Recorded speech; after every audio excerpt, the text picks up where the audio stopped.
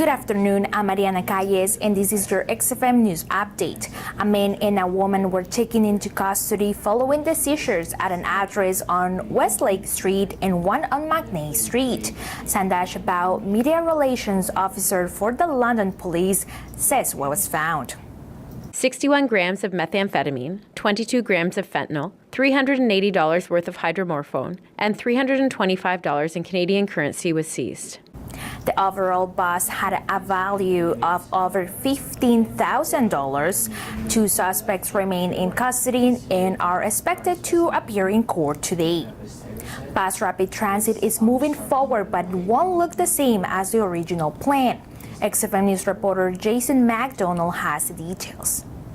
BRT, the project, has been cut up into bite-sized pieces. Some councillors have been left disheartened by the result. We've got to see what impacts that's going to have on development, and what impact that's going to have on city finances. But I think in both circumstances, we're not going to reach the potential that we could have. London will be sending the Wellington Gateway, East Link, and Downtown Loop on for senior government funding. Mayor Holder thinks the city has much to look forward to with the leaner plan. And it's my hope that council will approve this so that we can get on with the job, make this presentation to the province, take it to the federal government in time, and ensure that we secured funding for transit on behalf of Londoners in the future. The city will finalize the project in the coming weeks to meet a closing funding window. Jason McDonald, XFM News.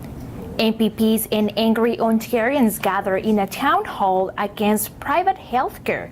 The Ontario Health Coalition has been fighting actively against the privatization of healthcare, which co-chair Jeff Hanks says will only hurt Ontarians who can afford the bill.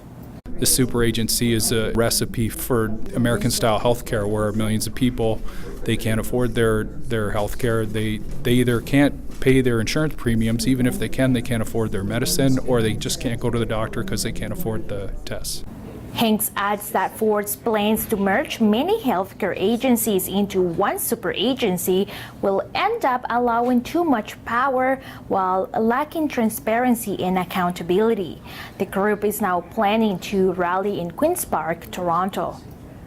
Ontario will not have all of its 25 cannabis retail shops open next week as the government intended.